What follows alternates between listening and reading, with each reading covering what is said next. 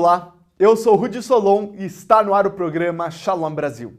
Na última semana, celebramos o Rosh Hashanah juntos.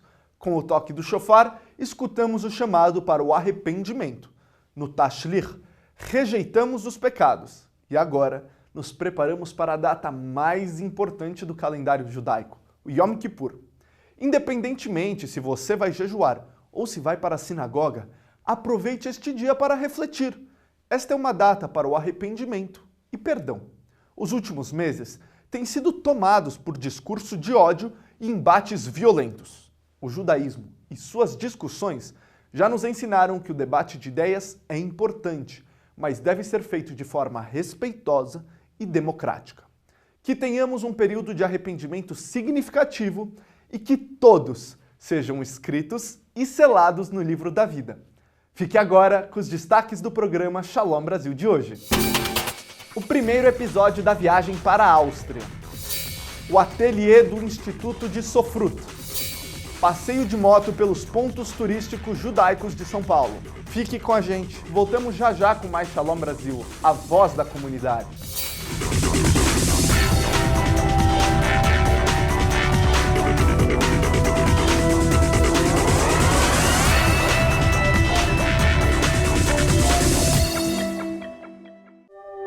Os melhores investidores sabem aproveitar oportunidades no momento exato em que elas aparecem.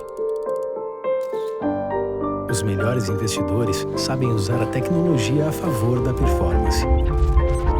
Os melhores investidores sabem enxergar mais longe para construir um patrimônio consistente. Quem sabe, investe na ciência de precisão dos fundos Safra, Galileu, Maxwell e Arquimedes. Quem sabe, Safra.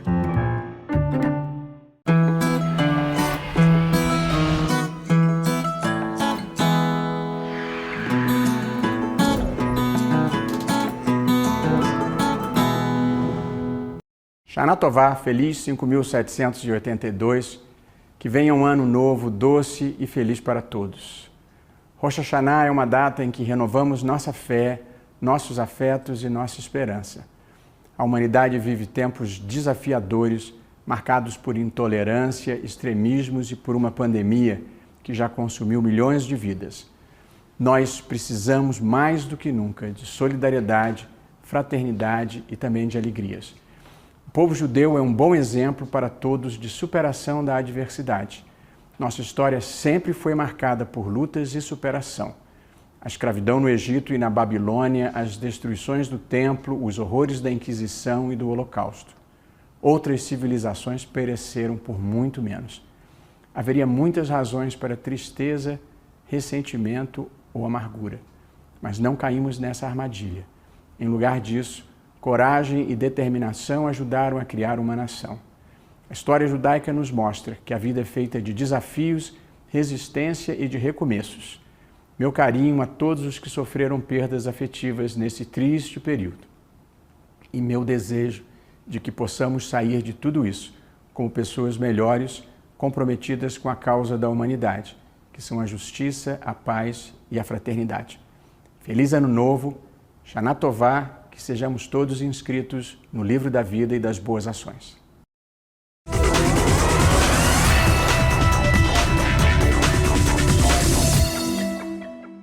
Tudo o que acontece no mundo do esporte judaico e israelense, você confere agora com Ricardo Setion.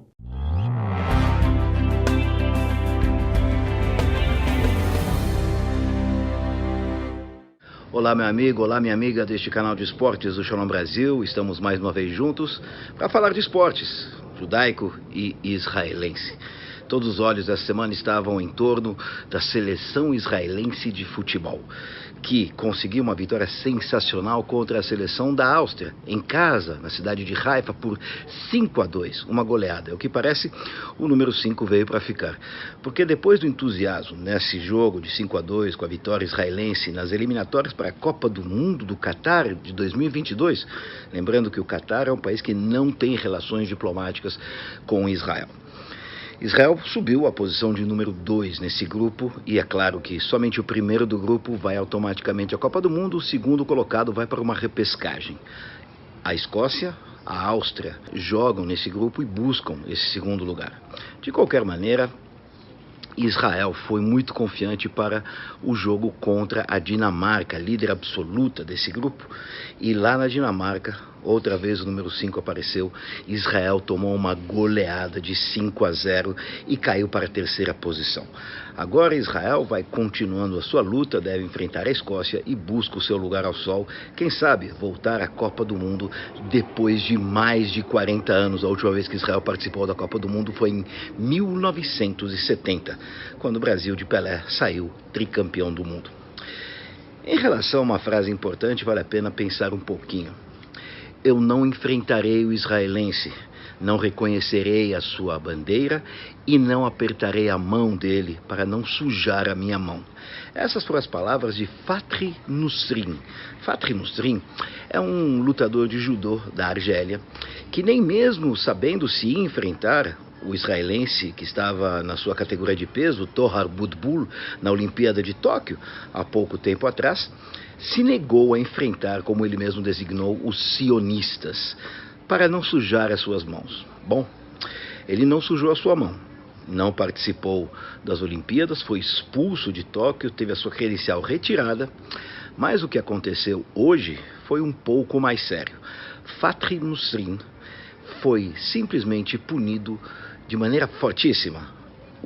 A Federação Internacional de Judô, a IFJ, puniu o argelino por não competir contra israelenses, por razões políticas, por nada mais que 10 anos fora de qualquer competição que seja internacional ou patrocinada pela Federação Internacional de Judô. Isso é muito sério, porque com a idade dele, ele pode dar tchau à sua carreira, tudo isso para não sujar as mãos e lutar com o israelense. Como você sabe, ao fim de qualquer luta de judô, os atletas apertam as mãos. E para terminar, um Mundial sim. Israel classificou-se para o Mundial de uma modalidade que busca espaço nas Olimpíadas. É um tipo de pôquer, o pôquer mais esportivo do mundo. A modalidade match poker trouxe Israel com a segunda colocação no grupo asiático, atrás do Cazaquistão, à frente das Filipinas, e com esse resultado Israel se classifica à Copa do Mundo de match poker. Mas você pode perguntar o que é o match poker e qual a diferença entre ele e os outros pokers? Muito simples, o match poker diminuiu ao máximo o fator sorte. Ou seja, é uma modalidade que nasceu da variante Texas Hold'em. E assim, através de algumas mudanças, existe agora a Federação Mundial do Match Poker, um jogo de cartas, de pôquer, mas que limita o fator sorte e tem muito mais a influência da mente e principalmente da capacidade de cada atleta e não do blefe. O crescimento dessa modalidade é tão grande que se considera em breve que possa ser até mesmo uma modalidade olímpica. Assim, Israel está nessa modalidade no Mundial e é uma das equipes principais que tem condições de levar até mesmo o título mundial no pôquer. E para você, um abraço do tamanho do mundo. Shalom Brasil, esportes, você sabe, é aqui. Forte abraço.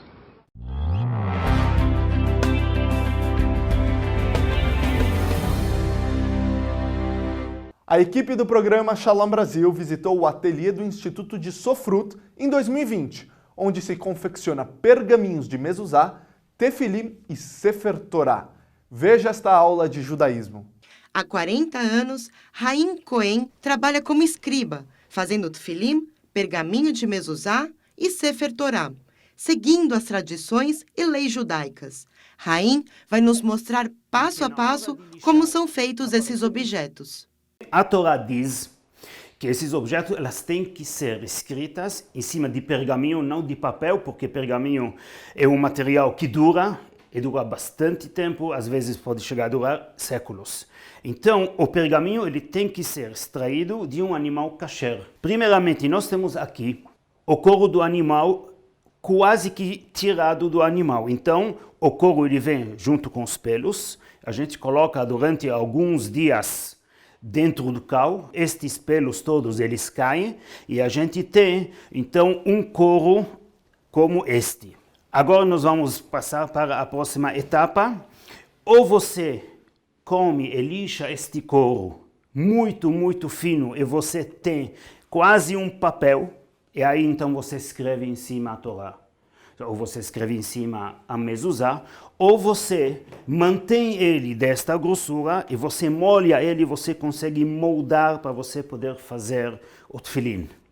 Então, quando você molha este couro, você pode começar a moldar ele e fazer com que as cavidades dos tefilim aqui dentro, essas 4 cavidades, ele molhado, você pode fazer esta moldagem. Você coloca na água e aí então aos poucos, com uma prensa quadrilateral, você vem juntando, você vai lixando para você poder fazer o tefilim. Uma vez o tefilim feito, certo? Você recebe um tefilim desse e depois a gente pinta da cor preta. Por que da cor preta? A gente não sabe. Esta é a lei seca que Moisés trouxe para nós do Monte Sinai. Nós vemos que também tem aqui o seu par, porque um tefilim é colocado na mão e outro tefilim é colocado na cabeça. A gente vê que o tefilim, todo ele é um couro maciço. O seguinte, é difícil você montar e você fabricar um couro maciço, um tefilim. Já que é um material orgânico, na hora de você lixar, bem capaz que sem querer você acaba fazendo um furo.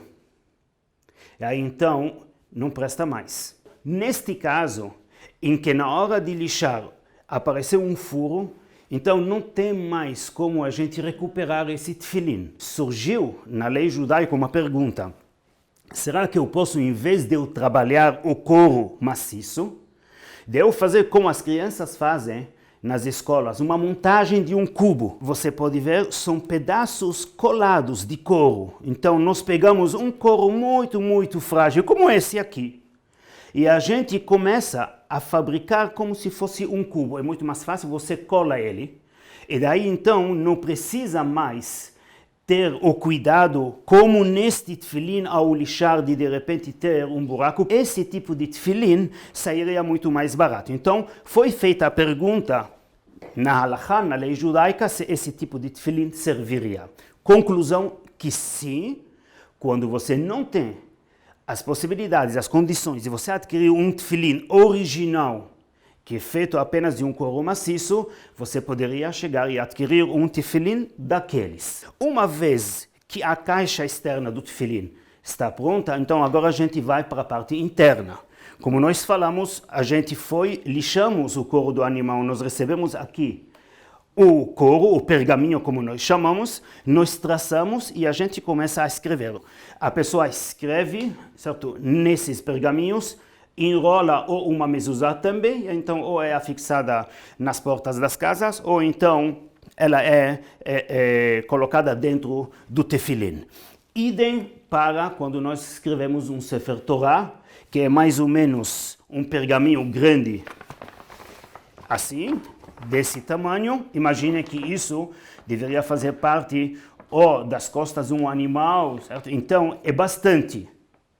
Então vocês estão vendo aqui que são vários pedaços de couro trabalhados e depois a gente vai juntando. Olha, vou virar aqui, você vai ver que elas estão costuradas. Todas as folhas de pergaminho, elas são costuradas por aqui. Verificar a mezuzá e o tefilim antes das festas de Rosh Hashanah, o Ano Novo Judaico, e Yom Kippur, o Dia do Perdão, é muito importante para começarmos o ano bem. Raim agora vai nos mostrar como são escritos os pergaminhos. Agora nós vamos falar da tinta. A tinta é uma tinta à base de vegetais. Elas são trabalhadas, cozidas, enfim, depois destiladas, e a gente tem uma tinta especial. Na mezuzá, como por exemplo nós estamos vendo aqui, o pergaminho já está pronto e a gente vai escrevendo com essa mesma tinta. Podem ver aqui que por causa da umidade, a tinta ela dilatou e então uma letra borrou, outra letra chegou, certo? E juntou com a outra, o que condenou a mezuzá. A mezuzá não presta mais. Nesta placa aqui, eu coloquei de propósito uma mezuzá pequena. Por quê? Porque as pessoas gostam, as pessoas adoram ir e comprar mezuzot pequenas. Só que Hoje em dia, não é aconselhável comprar estas mezuzot pequenas pelo seguinte. É muito mais fácil eu escrever uma letra de uma fonte um pouco maior do que uma letra pequena como esse. Infelizmente, a gente passou por momentos na história, em todos os cantos do mundo, em que os judeus eram perseguidos e precisava esconder as mitzvot. Quando uma pessoa precisava fazer uma mitzvot, o tefilim era um tefilim desse tamanho, pequenininho, pequeno. A mezuzá era pequena para que o vizinho não percebesse que aí mora um judeu e talvez então vai ser maltratado, vai ser perseguido. Então, eles escreviam essas mezuzot pequenas, eles faziam de tudo para cumprir a mitzvah, nem que seja a custo dos olhos deles de poder escrever e ainda manter os mesmos ritos específicos e os mínimos detalhes. É difícil. Então, ao comprar uma mezuzá, certo? Por favor, não procure mais as pequenas. Certo? As chances delas estarem erradas e da pessoa que for escrever chegar a se enganar e tocar uma na outra, justamente estávamos falando agora há pouco, que a mezuzá é como um aparelho receptor de bênção divina. A pena em que a gente escreve é uma pena firme de um animal apto para consumo, é um animal kasher. Então, os ashkenazim costumavam escrever com uma pena ou de peru ou de ganso, que é um animal kasher, enquanto que os sefaradim costumavam muito usar o bambu. Então, agora a gente vai mostrar como se escreve no pergaminho. Então, vamos supor que eu vou escrever agora um Aleph, que é a primeira letra do alfabeto. Este, por exemplo, é uma letra ashkenazi e a mesma letra no estilo sefaradi. Os dois são a mesma letra Aleph e assim então segue a letra Bet e a gente tem que tomar cuidado que uma letra não chegue a tocar na outra. Se sem querer eu cheguei a tocar na letra anterior ou na letra posterior, estou escrevendo aqui a terceira letra do abecedário, eu toquei de propósito. Neste caso, não tenho como seguir, eu preciso corrigir isto antes de eu seguir. Senão, ou a mezuzá, ou o Sefer Torah, ou o tefilim, ele está passul, significa inapto. Tem algumas letras, como por exemplo, eu vou agora escrever a mais famosa de todas, que é a letra Shin, que todos nós sabemos que a letra Shin tem em cima também pequenas coroas. São coroas em que o escriba põe, elas têm certos significados cabalísticos, tem algumas que têm apenas uma coroa em cima, tem outras letras que não têm nenhuma coroa e tem outras letras que têm 3 coroas, e aí então a gente pode entrar num mar de explicações. Haim também mostrou como arrumar o pergaminho caso cometa um erro na escrita. O couro grosso permite ser raspado com um bisturi, sendo removida a parte errada. Então, é a forma que a gente tenta recuperar. Um Sefer Torah pode levar em média 1 ano para ser escrito. O tefilim demora de 2 a 3 semanas e o pergaminho de mezuzá demora em média 5 horas para ficar pronto. O nosso correspondente de política internacional em Israel, o professor Samuel Feldberg, vem com as principais notícias do país. Olá, eu sou o professor Samuel Feldberg com as notícias de Israel desta semana. Começando com o coronavírus. Os números não param de aumentar. Há mais de 11 mil casos diários, novos casos diários, e acredita-se que o fato de as crianças terem voltado às escolas seja o fator mais importante. Mas pelo menos o número de internados em estado grave e o número de mortos não tem aumentado significativamente. Outro episódio importante foi o retorno de um grupo de ultra-ortodoxos de uma peregrinação na Ucrânia. O governo suspeita que uma parte deles tenha apresentado atestados falsos e eles agora têm que ser controlados para saber se estão contaminados e qual pode ser o efeito desta contaminação. O episódio mais dramático da semana foi a fuga de 4 prisioneiros palestinos considerados extremamente perigosos, daqueles que estiveram envolvidos em atentados sangrentos contra cidadãos israelenses, especialmente aqueles provenientes da Cisjordânia que têm sangue nas mãos.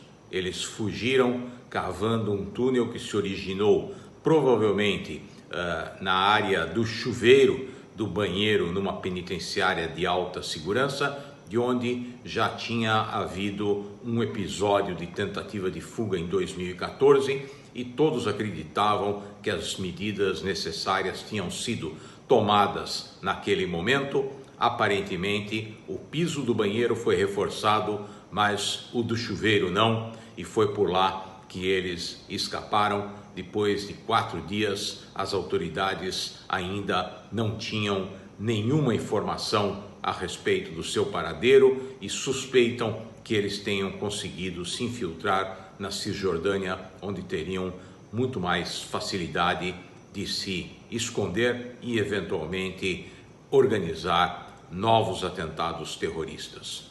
Todo o país está em alerta.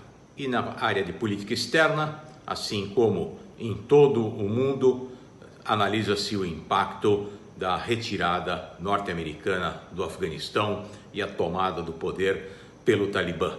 Para Israel, o que mais importa é qual vai ser o efeito sobre o Irã. Obviamente, a presença de tropas americanas na fronteira do Irã tinha um efeito importante e isso agora está descartado. Os iranianos certamente se sentem empoderados com a tomada do poder por um grupo fundamentalista islâmico, apesar das rivalidades entre sunitas e xiitas. Por outro lado, esse empoderamento do Irã aumenta o valor de Israel como aliado potencial dos países da Península Arábica, especialmente aqueles do Golfo com quem foi assinado o Acordo de Abraão há mais de um ano, um acordo que vem se mantendo firme, apesar de eventos como os confrontos em Gaza há alguns meses. Esperemos que as coisas continuem assim. Gmar Hatimah Tová a todos e até a próxima semana. A seguir, passeio de moto pelos pontos turísticos judaicos de São Paulo.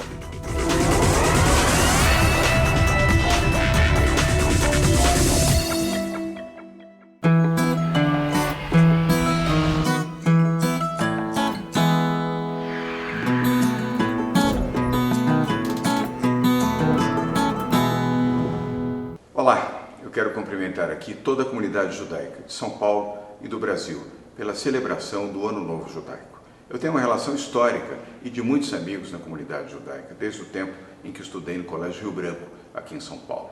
Este Ano Novo marca o início de uma nova geração, de um novo tempo, depois de um ciclo tão triste desta pandemia. Esperança, prosperidade e saúde. É o que desejo a todos da comunidade judaica, todos que estão no Brasil e todos que também aqui não estão. Ao longo do tempo, eu fui aprendendo a respeitar cada vez mais aqueles que representam familiares, amigos e pessoas mais próximas desta comunidade. Um exemplo de vida, de existência, de tenacidade, de vontade de viver. Faço aqui a celebração de um novo tempo, com a chegada de um novo ano. Feliz 5.782. Shana Tová.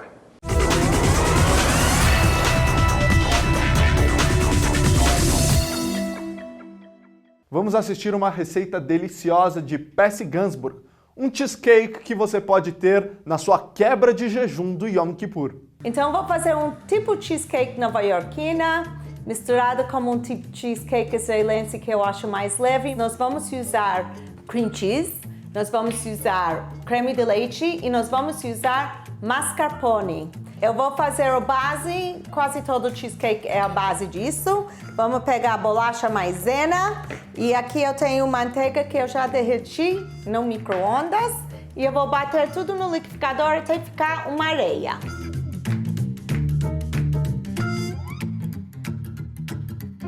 E bate.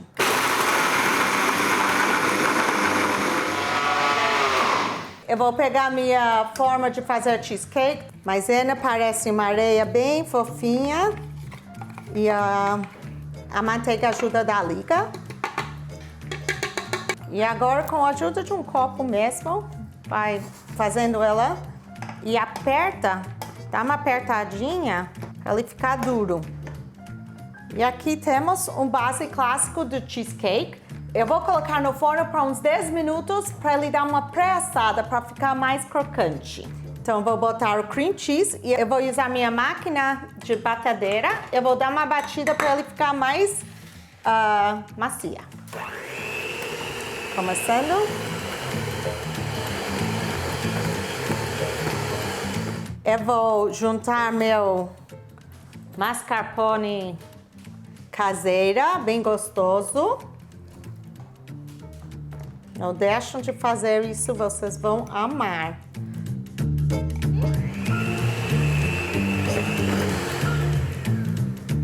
Eu vou colocar um pouco de creme de leite, um copinho.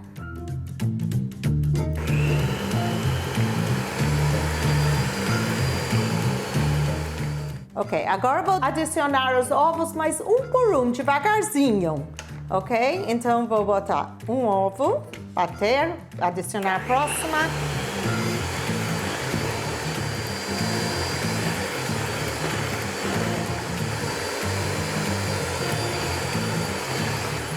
Então aqui eu tenho açúcar, vou colocar baunilha, as raspas e o suco de um limão para dar gosto.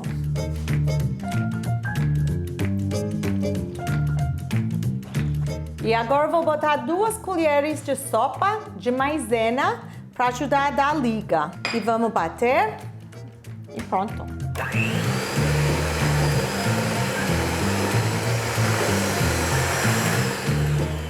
Então, agora é só colocar nosso recheio, já dá para ver que tá gostoso, tá boa.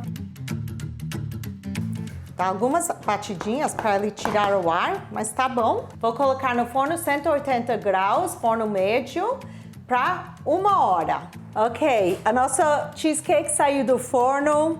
Ele cresce e depois ele dá uma caidinha, isso é normal, até é bom, porque ele é perfeito para a gente poder fazer um topping. Mas eu vou fazer um creme de leite, eu vou bater creme de leite com pudim instantânea para fazer um creme por cima. E agora batendo.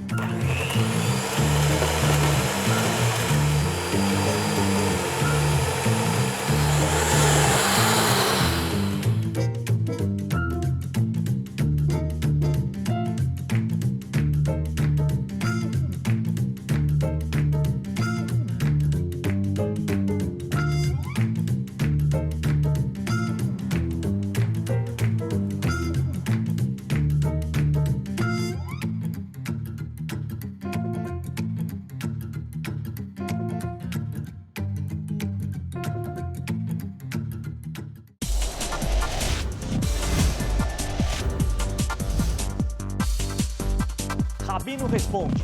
Como que o judaísmo vê o céu e o inferno? Com certeza não como a maioria das pessoas o descrevem. Céu e inferno, ou se vamos falar melhor, o paraíso ou inferno, o jardim do Éden e o Gehinam, que se chama o inferno em hebraico, não são os lugares onde tem fogo e tem forca e a pessoa está sendo castigado desta forma. Não vamos esquecer que paraíso e inferno é o lugar onde que chegam as almas após o seu serviço aqui na Terra. Almas sem corpo. Então, um lugar espiritual.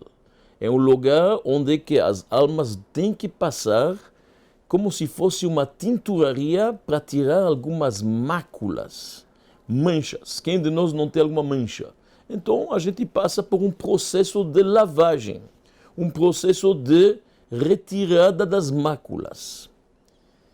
Inferno é um lugar onde que a pessoa vai sentir uma tremenda vergonha pelo que fez e pelo que deixou de fazer. De repente, ele vai entender quanto bobo e quanto tempo vazio e ocioso e quantas coisas que não precisavam ser feitas. Então, esta própria vergonha da alma, frente à realidade, isto já é um inferno. Paraíso é onde que o judeu, onde que as pessoas, em geral, vão poder, na verdade, entender os mistérios da vida. As perguntas fortes que nós temos sobre identidade, por que Deus fez aquilo e não aquilo, entender um pouco e desvendar o mistério da contabilidade divina. De repente lá as coisas vão ficar claras. Muitas coisas que a gente não entendeu, que a gente se queixou, que a gente reclamou, de repente vão ficar claras e nítidas. Isto é o paraíso, a proximidade do Criador, o encontrar a resposta às nossas perguntas. Então, paraíso e inferno é um lugar onde as almas passam antes, na verdade, da recompensa final e eterna. Antes da sua despedida do Brasil, o cônsul-geral de Israel em São Paulo, Alon Lavi, fez um passeio animado de moto pelos pontos turísticos judaicos em São Paulo, em comemoração aos 73 anos do Estado de Israel.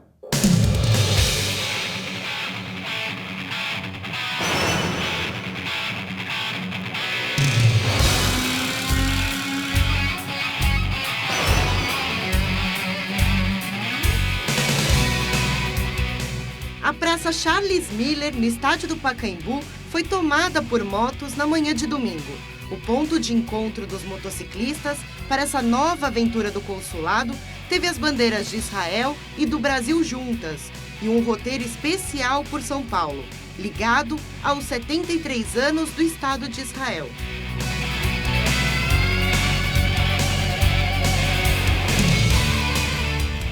Quase nunca andei de moto, a verdade mas, sabe, precisa ter mais experiências novas, não? Quando você está em outros países. Então, vamos, parte da vida de um cônsul, aproveitar novas experiências. Nós buscamos ideias interessantes de comemorar a independência de Israel e a amizade entre o Brasil e Israel, especialmente nos dias do Covid, do Corona, e achamos que um passeio fora já é algo bem diferente e buscamos esta parceria.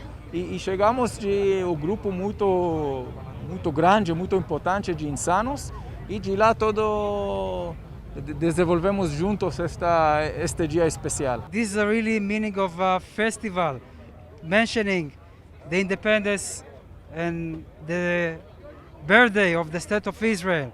This is a true celebration. As you can see, amazing people joining us today and filling us with a warm regards, and it is really inspiring us. And thank you so much for joining us. Vai ser um prazer a gente estar junto com o Insanos Motoclube, MC, e estamos numa expectativa grande desse passeio, passar pela frente da Hebraica, de alguns pontos importantes para a nossa comunidade. É muito importante a gente estar realçando essa união entre a comunidade judaica e todo outro povo do mundo afora. Vim representar o Beit Rabat do Morumbi nesse passeio, fiquei sabendo através do Rafael. Eu estou muito impressionado com o número de motos. Eu acho que vai ser legal passar pelo Bom Retiro, são muitas motos, pela Hebraica também, é domingo. O circuito tá bastante interessante. O passeio contou com a parceria do Motoclube Insanos, que doaram, juntos com o consulado, itens de higiene e proteção individual para a Prefeitura Municipal de Prata, na Paraíba. A mobilização dos motociclistas também aconteceu para homenagear um amigo de longa data do clube, o judeu. Na verdade, hoje é um dia muito atípico para nós, né? Porque a gente sempre se reúne para comemorar algo, para passear, para fazer ação social. E hoje, infelizmente, é um dia triste para nós porque perdemos um integrante, né, judeu. E com essa perca dele, fomos procurados pela comunidade israelita, judaica e o cônsul para quê?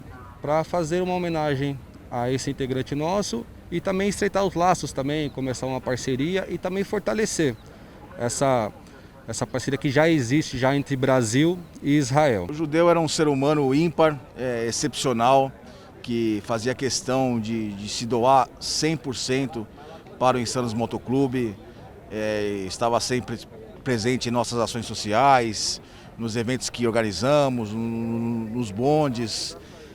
E o resultado dessa parceria com o Consulado de Israel e a consequência da homenagem a ele é algo extremamente emocionante para nós e gratificante, porque poder valorizar uma pessoa que tanto contribuiu para uma instituição como a nossa é algo que nos deixa sem palavras. E as mais de 500 motos passaram pela Praça Cinquentenário de Israel em Genópolis, Praça Jerusalém no Bom Retiro, Parque do Ibirapuera, Clube Hebraica de São Paulo e Marginal Pinheiros, subindo a Ponte Estaiada. E o passeio finalizou na Avenida Roberto Marinho. Passeio que vai ficar na memória da comunidade judaica. A seguir, pontes.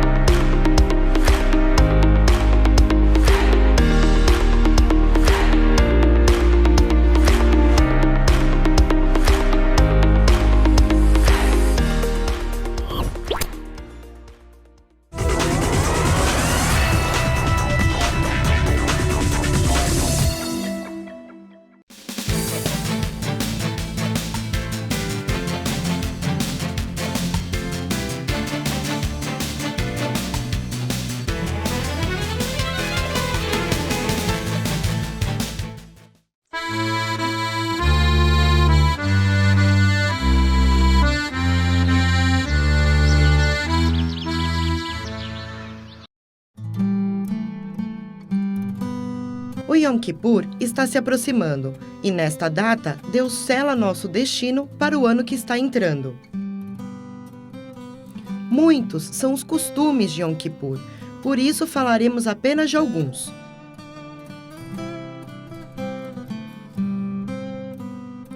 Existem 5 proibições em Kippur.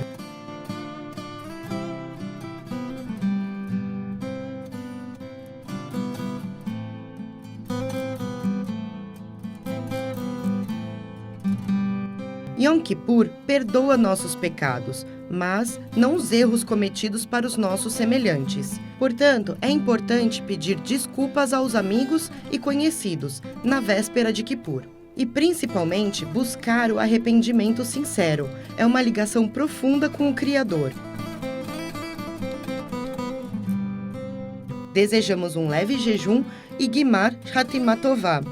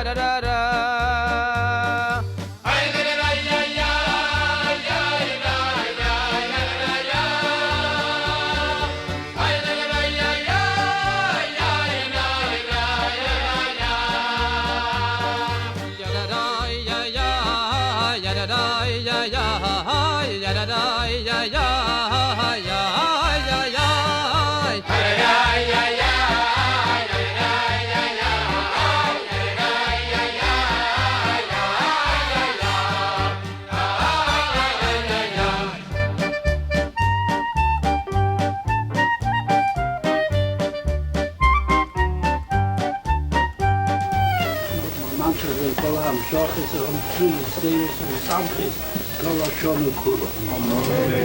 We hebben nachts van alle Syrië en zijn gezond in de Brian treffen nog eenmaal. De tegenland is wel in het zwaar.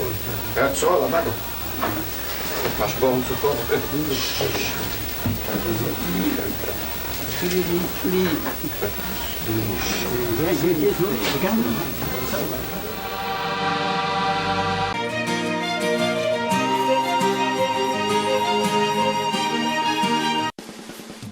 Em tempos de tanta tecnologia, quando aparelhos fazem praticamente tudo por você, é difícil sair da segurança da sua casa, abdicar-se do luxo e morar numa cabana por 8 dias, em pleno inverno, para dormir em tendas.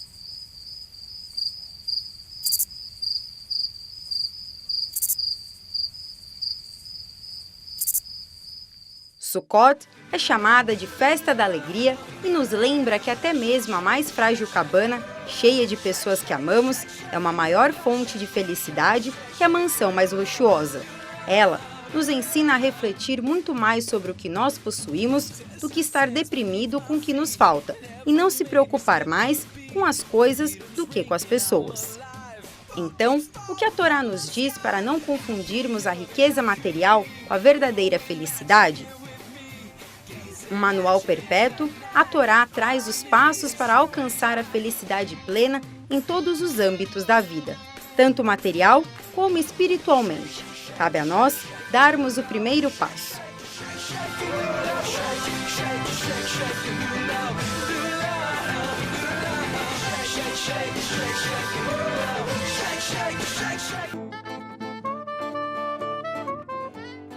Uma das mitzvot da festa de Sukkot são as 4 espécies, que simbolizam a unidade e a harmonia. As 4 espécies são o etrog, sidra, a lulav, folha de palmeira, o hadaz, murta e ahavá e salgueiro. A mitzvah é cumprida quando juntamos e recitamos bênçãos sobre elas. As sacudimos em todas as direções, mostrando que Deus está em todo lugar. Cada espécie simboliza um dos 4 tipos de judeus. O etrog, com aroma e sabor, representa aquele que estuda a Torá e pratica a mitzvah. O lulav tem sabor, mas não aroma. Simboliza aquele que estuda a Torá, mas não pratica os preceitos.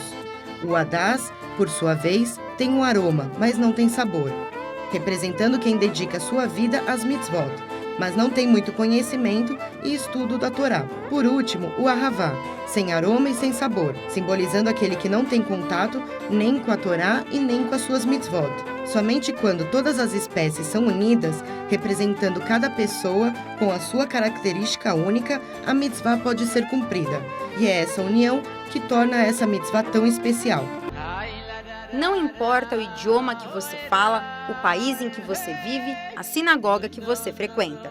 Estamos todos terminando a mesma Torá. Simchat Torá é um evento natural e, ao terminar o 5º livro, voltamos para o primeiro, mostrando que a jornada do povo judeu nunca termina.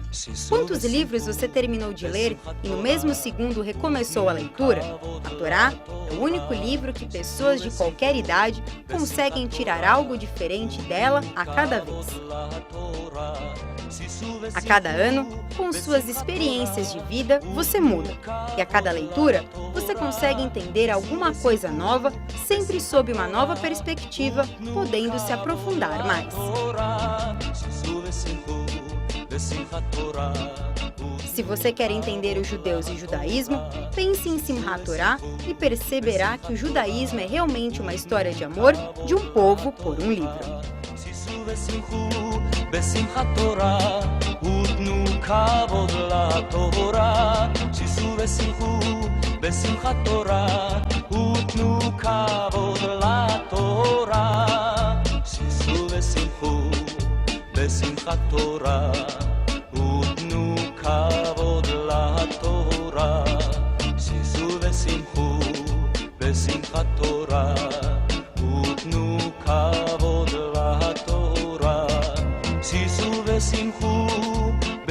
התורה ותנו כבוד לתורה.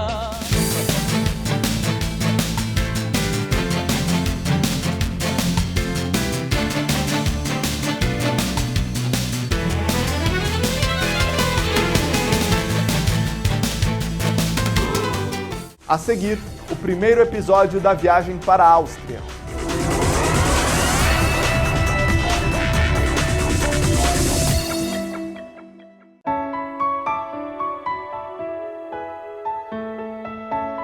A Hevra Kadisha se preocupa em atender a comunidade hoje e deixá-la tranquila daqui para frente. Assim, todas as obras e trabalhos de manutenção têm um olho no presente e outro no futuro. Em outras palavras, Ledor Vador. E o resultado é visível. Nossos cemitérios estão entre os mais bem cuidados do mundo. Hevra Kadisha, mantendo acesa a chama da comunidade.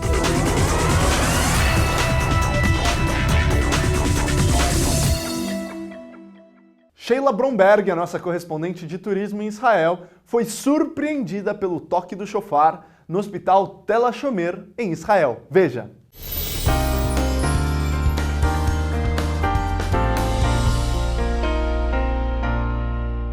Olá, Rudy. Olá, meus amigos do Shalom Brasil.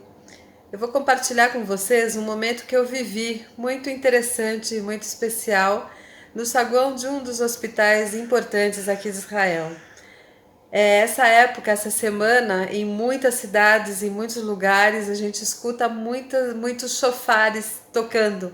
E é muito interessante, porque isso é uma coisa característica daqui de Israel.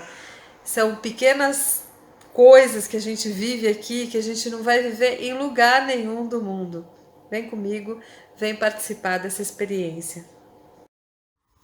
Estamos no segundo dia do ano de Rosh Hashanah, feriado em Israel. Hoje presenciei no saguão do hospital Tel HaShomer um momento muito especial. 2 senhores religiosos tocando shofar para quem quisesse. Eles tocaram no saguão e foram adentrando nos corredores para cumprir sua missão, sua mitzvah de Rosh Hashanah. Hoje, em todos os lugares do país, vemos essa cena ou ouvimos os toques especiais do shofar. 3 sons característicos compõem os toques do shofar: tequiá, shevarim e teruá. O primeiro, tequiá, é um som contínuo como um longo suspiro e simboliza o amor do Eterno por Israel. Anuncia também a coroação de Deus como Rei do Universo. Em Rosh Hashanah celebra-se a criação de Adão, que imediatamente proclamou Deus como Rei do Universo, e a cada novo ano o som do shofar proclama que ele é o nosso Rei. O segundo tipo de toque, chamado shevarim, são 3 sons interrompidos como soluços. A Kabbalah ensina que são como lamentos, o grito soluçante de um coração judeu desejoso de se conectar a Deus. Por último, ouvimos o som da teruá, composto por 9 ou mais sons curtíssimos como suspiros entrecortados em meio ao pranto, a nos despertar do nosso sono espiritual. Ensinam nossos sábios que assim como o som da teruá abre o coração do pecador, também apazigua a ira divina.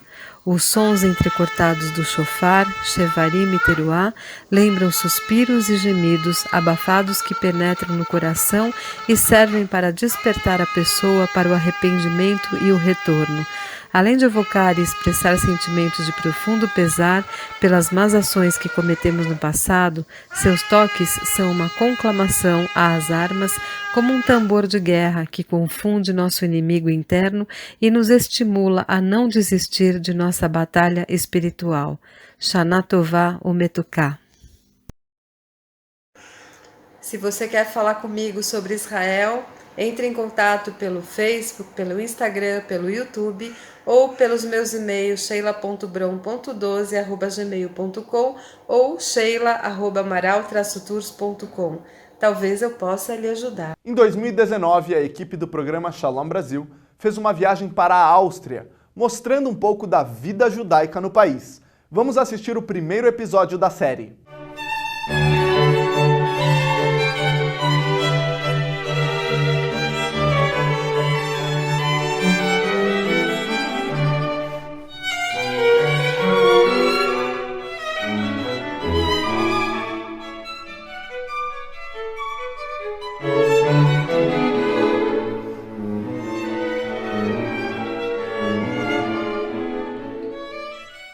Nossa viagem começa em Viena, capital da Áustria, uma cidade sofisticada e elegante, famosa pelos seus cafés, doces e rica na cultura ao ar livre, com monumentos e construções históricas.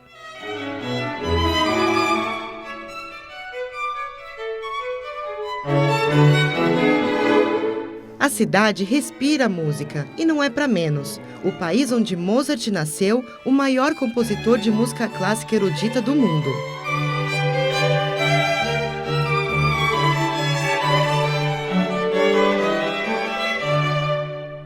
A Stephansdom é a Catedral São Estevão, situada em pleno coração de Viena.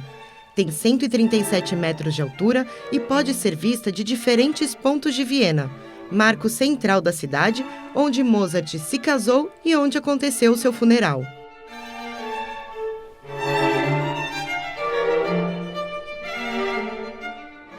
O Palácio Schönbrunn é considerado o queridinho da Áustria, um dos locais mais visitados em Viena. E fomos assistir a uma ópera tradicional da cidade e conversar com Peter, diretor do palácio. Talk about the symphonic. Yes, first of all, I would like to welcome you at our concert for tonight and all the Jewish community in Brazil. Very welcome.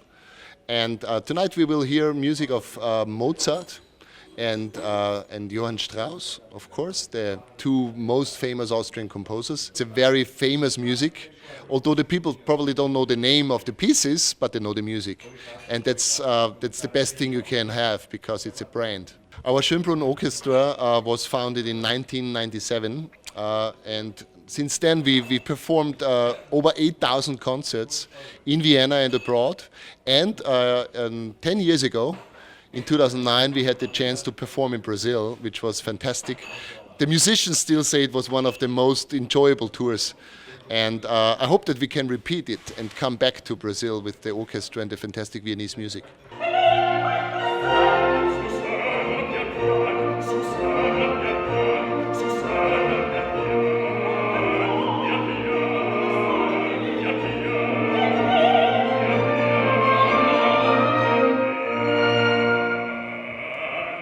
Nossa viagem pelas heranças judaicas começa pelas ruas de Viena. Até 1938, a Áustria tinha 250 mil judeus. Eram várias sinagogas até a invasão de Hitler. Um dos monumentos judaicos mais importantes, a guia Marta nos levou para conhecer. Marta, conta um pouquinho sobre esse monumento. Então, esse monumento contra a guerra e contra o fascismo. É um monumento de um artista austríaco chamado Rydlička e foi inaugurado em 1988. Tem 4 partes e a primeira parte aqui é o Portão da Violência. São 2 grandes pedras do campo de concentração que está na Áustria, aqui de Mauthausen. Em cima, cenas de guerra em geral. A gente vê que tem um judeu abaixado lá, rastejando. Conta um pouquinho sobre isso. Essa situação aconteceu muito aqui em Viena, infelizmente. Depois de março de 38 e depois ainda mais, depois de novembro de 38, que a grande população judaica que Viena tinha, muitos foram forçados fora das lojas, dos apartamentos, em situações muito humilhantes para eles, em frente dos outros vienenses que estavam lá olhando e às vezes até também gritando neles. Não só os nazis, ou as pessoas da SS que estavam lá, mas também os vienenses.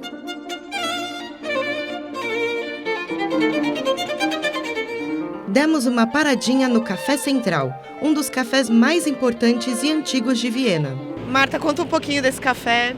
Estamos em frente ao Café Central, que na época 1900 era um dos lugares mais preferidos dos jornalistas, dos escritores, muitas pessoas famosas como o Sigmund Freud, o Arthur Schnitzler, eles se encontravam aqui e até hoje o café é o ponto de encontro para os vienenses. Nós vamos lá para tomar café, comer um bolo, mas também para almoçar, para beber um vinho, para ser sentados, observar um pouquinho os outros, e é o que eles gostavam muito de fazer aqui. Quais os judeus mais famosos que vieram aqui? O Sigmund Freud. Sigmund Freud gostava muito de tomar um café na cidade, de jogar baralho. Outros era o Stefan Zweig. Ele ia para a escola aqui perto. Ele sempre dizia que o café é a escola melhor para ele, para a vida, do que a própria escola dele. O Arthur Schnitzler era um outro, ele era médico aqui em Viena, mas também escritor. O Theodor Herzl era um jornalista que viveu aqui em Viena. E quando vocês vão entrar, vão ver uma pessoa sentada ali de papel. Ele era o Peter Altenberg, também de uma família judaica aqui em Viena, e um escritor, e ele quase morava no café. Ele tinha o seu endereço postal no café, e ele está lá até hoje. O programa de hoje chegou ao fim, mas acompanhe o nosso programa nas redes sociais, YouTube, Facebook e Instagram. Lá você assiste este programa e também os anteriores. E claro, no nosso site www.shalombrasil.com.br. Terminamos o programa de hoje com Raviv Kanner e a música Ashlim et Hakol. Vamos completar tudo. Cuide-se. Se você faz parte do grupo prioritário, vá se vacinar. Leve os seus filhos para se vacinar. Um grande abraço e até a próxima semana. Que todos sejam inscritos e selados no livro da vida. E Shalom Brasil!